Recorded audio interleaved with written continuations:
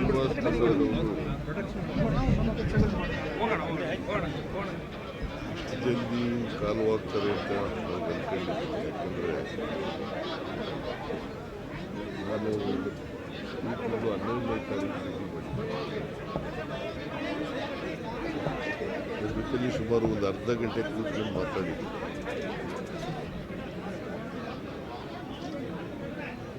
ದೇಶದ ಪಾಲಿಟಿಕ್ಸ್ ಎಲ್ಲ ಮಾತಾಡಿದ್ರು.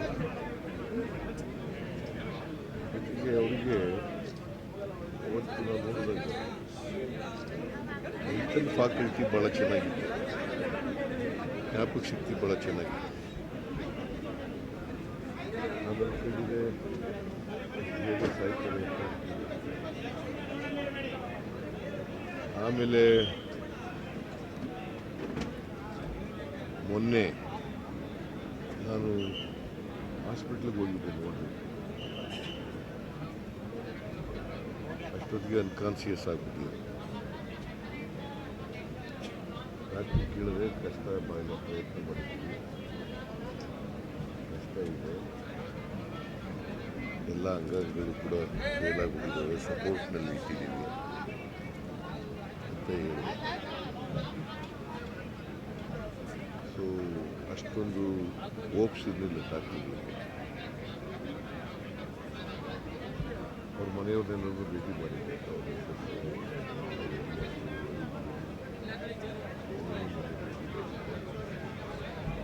ಅವರು ಸ್ವಲ್ಪ ಹೋಪ್ಫುಲ್ ಆಗಿದ್ದರು. ಅದಕ್ಕೆ ಮುಂಚಿತವಾಗಿ 2 ದಿನ ಅಂತೇಳಿ ಅವ್ರ ಮಗಳಿಗೆ ಫೋನ್ ಮಾಡಿದ್ದೇನೆ. She was hopeful.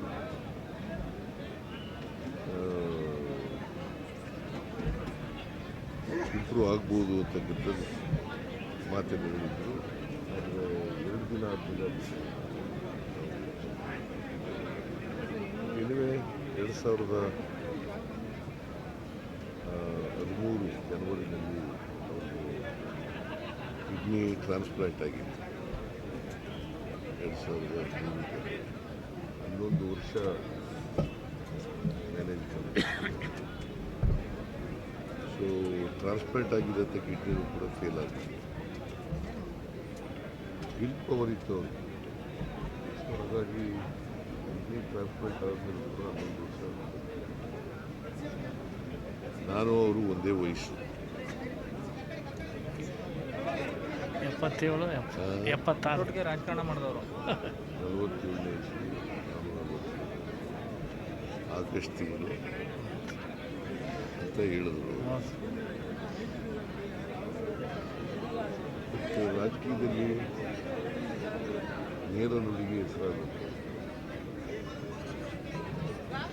ಇದ್ದದನ್ನು ಇದ್ದಾಗೆ ಹೇಳ್ತಕ್ಕಂಥ ಒಂದು ಪ್ರವೃತ್ತಿಯನ್ನು ಬೆಳೆಸ್ಕೊಂಡಿದ್ದು, ಸಮಾಜದಲ್ಲಿ ಇರ್ತಕ್ಕಂಥ ಅಸಮಾನತೆ ವಿರುದ್ಧ ಹೋರಾಟ ಮಾಡ್ತಾರೆ. ಜೊತೆಗೆ ಬಾಬಾ ಸಾಹೇಬ್ ಅಂಬೇಡ್ಕರ್ ಅವರ ಅನುಯಾಯಿ ಆಗಿದೆ.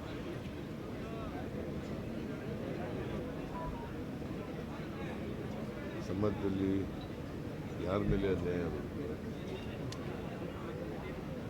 ಅದನ್ನು ಪ್ರತಿಭಟಿಸ್ತಕ್ಕಂಥ ಒಂದು ಪ್ರವೃತ್ತಿಯನ್ನು ಬೆಳೆಸ್ಕೊಂಡಿದ್ದೀವಿ. ಜೀವನದುದ್ದಕ್ಕೂ ಕೂಡ ಅಸಮಾನತೆ ವಿರುದ್ಧ ಹೋರಾಟ ಮಾಡ್ತಾರೆ. ಬಾಬಾ ಸಾಹೇಬ್ ಅಂಬೇಡ್ಕರ್ ಅವರ ತತ್ವಾದರ್ಶಗಳನ್ನು ಪಾಲನೆ ಮಾಡ್ತಾರೆ. ಅವರು ಕೇಂದ್ರದಲ್ಲಿ ಕೂಡ ಮಂತ್ರಿಯಾಗಿದ್ದರು. ಸೋಲು ಗೆಲುವು ನಾವು ಕಲಿತೀವಿ ಅಂತ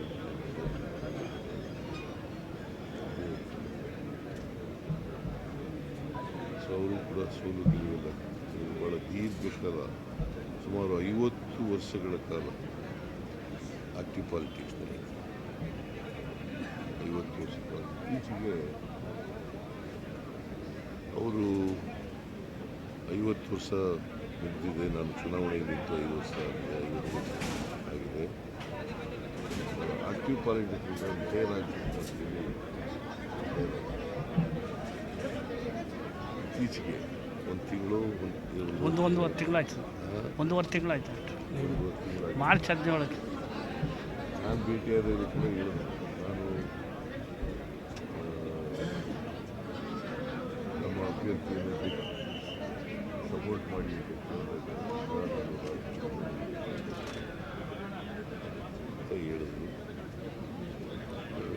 ಯಾರಾದರೂ ಸ್ನೇಹಿತರಿದ್ದರೆ ಬೇಕಾದ್ರೆ ಹೇಳ್ತೀನಿ ಅಂತ ಹೇಳಿದ್ರು. ಬಟ್ ಅವರು ಪಾಪ ನಾನು ಎಲ್ಲೂ ಕೂಡ ಬರಲ್ಲ, ಅದಕ್ಕೆ ಪರಿಸ್ಥಿತಿಯಿಂದ ಮತ್ತು ಯಾರಿಗೂ ಕ್ಯಾಂಪೇನ್ ಮಾಡಲ್ಲ ಅಂತ ಹೇಳ್ಬಿಟ್ಟಿದ್ದೀನಿ.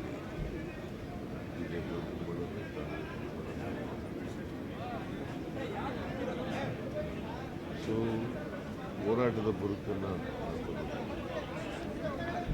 50 ವರ್ಷಗಳ ಕಾಲ ಹೋರಾಟದ ಬದುಕು, ಅಸಮಾನತೆ ವಿರುದ್ಧ ಹೋರಾಟ ದೇವರು ಇವತ್ತು ನಮ್ಮ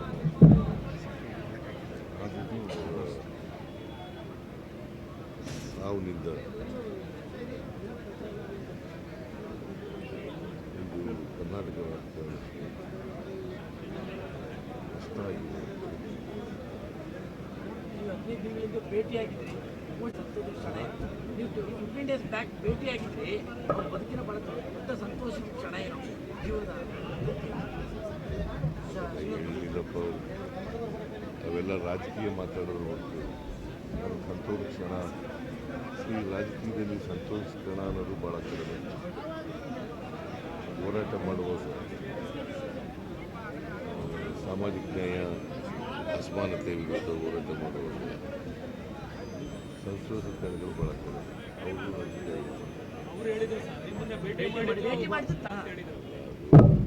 ಭಾಳ ವರ್ಷ ನಾನು ಅವರು ಭೇಟಿಯಾಗಿ ಭಾಳ ವರ್ಷದ ನಂತರ ಭೇಟಿಯಾಗಿರೋದು.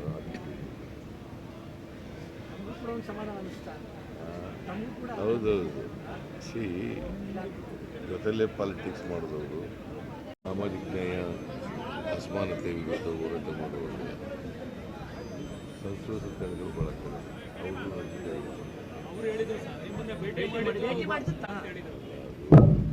ಭಾಳ ವರ್ಷ ನಾನು ಅವರು ಭೇಟಿಯಾಗಿ ಭಾಳ ವರ್ಷದ ನಂತರ ಭೇಟಿಯಾಗಿರೋದು.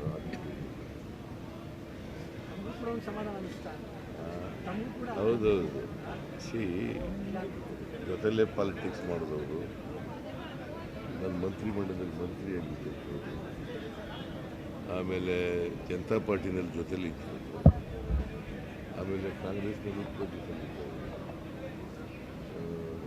ನನ್ನ ಸಹೋದ್ಯೋಗಿಯಾಗಿದ್ದರು. ಸೊ ಹಾಗಾಗಿ ಅಂಥವ್ರನ್ನ ಕಳ್ಕೊಂಡಾಗ ಭಾಳ ಹಾಗೆ ಆಗಿದೆ. ಬಟ್ ಇವತ್ತು ನೋಡ್ತಿದ್ದಂಗೆ ಹೇಳಿದ್ರಿ, ಕಾಲನ್ನ ನೆಗ್ಲೆಕ್ಟ್ ಮಾಡಬೇಡಿ ಅಂತ, ಹುಷಾರು ಅಂತ ಹೇಳಿ ಇಮಿಡಿಯೇಟ್ ಆಗಿ ನಿಮ್ಮದು ರಿಯಾಕ್ಷನ್. ಹೌದೌದು. ನಾನು ಹೇಳಿದೆ, ಶುಗರ್ ಇರೋದ್ರಿಂದ ನೋಡಿ ನೆಗ್ಲೆಕ್ಟ್ ನಾವೇ ವಾಸ ಮಾಡ್ತೀವಿ. ಅದರಿಂದನೇ ನನ್ನ ತಾಯಿದಿಂದಲೇ ಅವ್ರಿಗೆ ಬಸ್ ಎಲ್ಲ ಆಗ್ಬಿಟ್ಟು ತೊಂದರೆ ಆಗಿದೆ. ಕುಟುಂಬಸ್ಥರು ಏನಾದರೂ ಮನೆ ಮಾಡ್ಕೊಂಡಿದ್ದಾರಾ ಸರ್? ಕುಟುಂಬಸ್ಥರು ಏನಾದರೂ ಮನೆ ಮಾಡ್ಕೊಂಡಿದ್ದಾರಾ? ಈ ಸ್ಮಾರಕ ಭವನ ಆಗ್ಬೇಕೇನಾದ್ರು ಮನೆಯೇನಾದ್ರು ಮಾಡ್ಕೊಂಡಿದ್ದಾರೆ ಕುಟುಂಬಸ್ಥರು? ಅವ್ರು ಯಾರೋ ಹೇಳಿದ್ರು ಒಬ್ಬರು, ಅದನ್ನೆಲ್ಲ ಈ ಮೊದಲು ಇದೆಲ್ಲ ಕ್ರಿಮೇಷನ್ ಎಲ್ಲ ಮಾಡಿ ಆಮೇಲೆ ಮಾತಾಡೋಣ. ನಾಳೆ ಸಾರ್ವತ್ರಿಕ, ನಾಳೆ ಮೈಸೂರು ಮತ್ತು ಚಾಮರಾಜನಗರ ಎರಡೂ ಜಿಲ್ಲೆಗಳಲ್ಲಿ ರಜೆ ಘೋಷಣೆ ಮಾಡಿದ್ದಾರೆ. ಮತ್ತು ಸ್ಟೇಟ್ ಆನರ್ ಕೊಡಲಿಕ್ಕೆ ಹೇಳಿದೆ. ಸ್ಟೇಟ್ ಆನರ್ ಕೊಡೋದು ರಜಾ ಮೈಸೂರು ಜಿಲ್ಲೆ ಮತ್ತು ಚಾಮರಾಜನಗರ ಎರಡೂ ಜಿಲ್ಲೆಗಳಲ್ಲಿ ರಜಾ, ಸರ್ಕಾರಿ ರಜಾ ಕೊಡ್ತಕ್ಕಂಥದ್ದು. ಸೊ ಒಬ್ಬ ಸ್ನೇಹಿತನನ್ನು ಕಳ್ಕೊಂಡಿರ್ತಕ್ಕಂಥದ್ದು ನನಗೆ ಭಾಳ ದುಃಖ ಆಗಿದೆ. ಜೊತೆಲಿದ್ದವರು, ಮಂತ್ರಿಯಾಗಿದ್ದವರು, ಒಟ್ಟಿಗೆ ರಾಜಕೀಯ ಮಾಡಿದ್ರು, ಅವರ ಆತ್ಮಕ್ಕೆ ಪ್ರದರ್ಶನ ಮಾಡಬೇಕು. ನಾನು ಪ್ರಾರ್ಥನೆ ಮಾಡ್ತೇನೆ, ಅವರ ಕುಟುಂಬ ವರ್ಗದವರಿಗೆ ಅವ್ರ ಸಾವು ದುಃಖ ಭರಿಸ್ತಕ್ಕಂಥ ಶಕ್ತಿ ಕೊಡಲಿ. ನಾಳೆ ಇರ್ತೀರಾ ಸರ್? ಇಲ್ಲೇ ನಾಳೆ ಇರ್ತೀರಾ? ಈಗ ಹೊರ್ತಿದ್ದೀನಿ, ಈಗ ಅಲ್ಲೇ ನಾಳೆ ಗುಲ್ಬರ್ಗ ಹೋಗ್ಬೇಕು.